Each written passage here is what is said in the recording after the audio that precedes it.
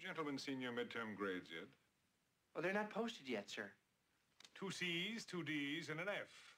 That's a 1.2 grade average. Fat, drunk, and stupid is no way to go through life, son.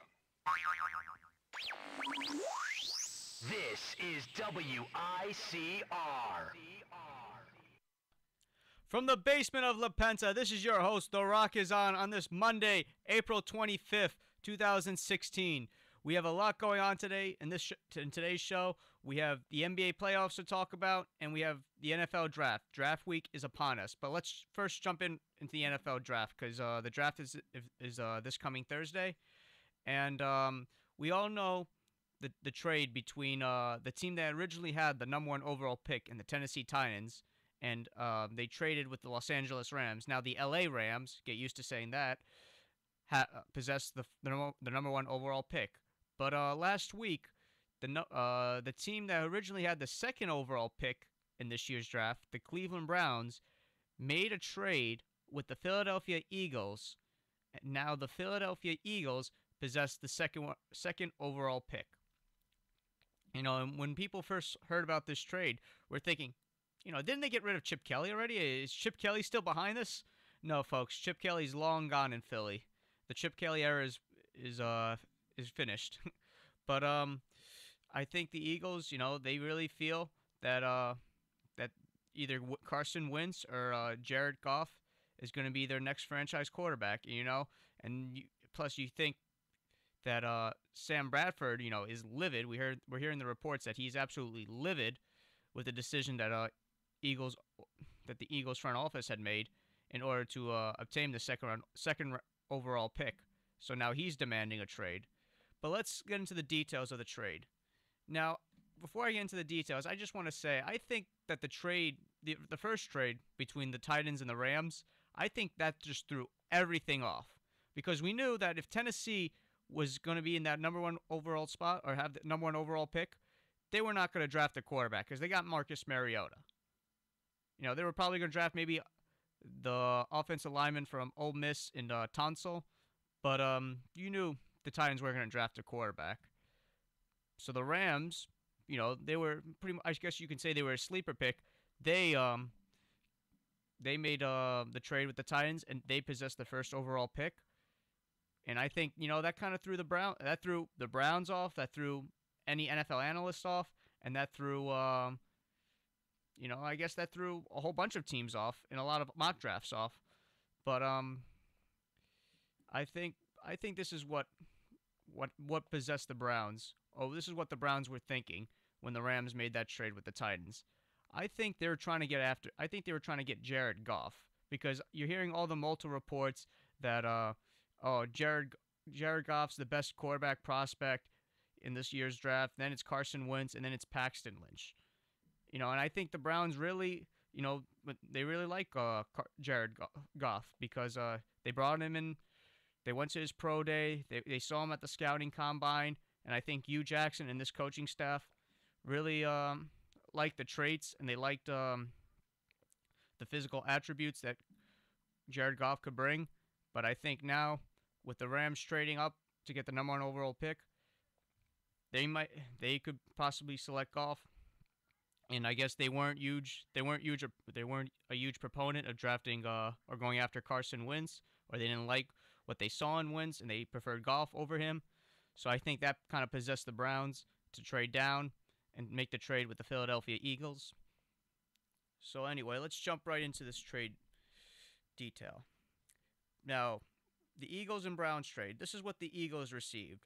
The Eagles received the second overall pick and a 4th round pick for this year. That's what the Eagles received. So they have 2 picks for this year. And now let's go to the Browns. The Browns, they get the 8th overall pick. So basically they switch 1st round picks with the Eagles, and a 3rd and 4th round pick for this year, along with a 1st round pick for next year, and then a 2nd round pick for 2018. So in a way, if you kind of think about it, the Cleveland Browns pretty much won this trade. Now, at first, when this trade went down, it was kind of a bit of a head scratcher to me, because I'm thinking, you know what, the Browns need a quarterback. They've been lacking that franchise quarterback for a long period of time, They haven't had any productivity from the quarterback position since, the Bernie Kosar days in the late 80s. It's been nearly 3 decades since they had a great quarterback. And since they got reinstated in the NFL in 1999, they had a long list of quarterbacks. You go down the list. If anyone's seen the jersey of the Browns fan with all the quarterback names in the back, with Tim Couch, Brady Quinn, Derek Anderson, Charlie Fry, Colt McCoy, Manziel, Brian Hoyer, the list goes on. It's just a never-ending list. So now if you're Hugh Jackson and company, if you're Hugh Jackson and the Browns coaching staff, your mindset's pretty much saying, hey, you know what, RG3 is going to be our starting quarterback going into this year. Now, could it be McCown? Possibly, but you figure you might as well give it to it might be RG3 because I think he has something to prove, and I think if there were a competition between him and McCown, I think RG3 would come out on top for the quarterback position. But now you're thinking, you know what? I think the Browns, they're really trying to restart from scratch. They're blowing, Hugh Jackson is just blowing this whole thing up and just starting from the bottom and working his way up. Because, they lost a lot of key free agents, their main free agents, Travis Benjamin, Joe Thomas, Alex Mack. I think they have Joe Thomas, but they lost one of their offensive linemen, and you figure, and they didn't make a valiant effort to try to re-sign those guys or even get players that are way better than the guys they lost to replace them. So next year is probably going to be a full rebuild mode. But I think with this trade, the Browns are kind of taking a risk as well, and here's why. Because if you're the Browns, you have the 2nd overall pick. Okay, the Rams came in. They get the guy you wanted, and you may have to settle for the 2nd best quarterback, quote-unquote, in the draft. Question is, why wouldn't you want to take a chance on the guy who's the 2nd best quarterback? Because in all honesty, you don't know what's going to be there next year, in next year's draft for QBs. So you're figuring, you know what? If the Browns do bad this year or the next coming year in 2016, they're probably going to get a top 5 pick. But the question is, you don't know who's going to be there. What top tier quarterback coming out of college is going to be there for the Browns to select in next year's draft? You don't know. It's a big enigma. See, that's why you kind of have to live in the now, though. So in a way, like I said, it was a bit of a head scratching move. Because, the Browns needed a quarterback, but at the same time, they also accumulated a lot of picks, and kind of followed the method of the Titans. Because the Titans were able to get a plethora of picks and accumulate them and just build around Marcus Mariota and get him some weapons and also build on the defensive side of the ball. And I think, the Browns took the same motto. They took the same motto. But you know what? I just think that, if you need a franchise quarterback, you got to take it. You just got to take it.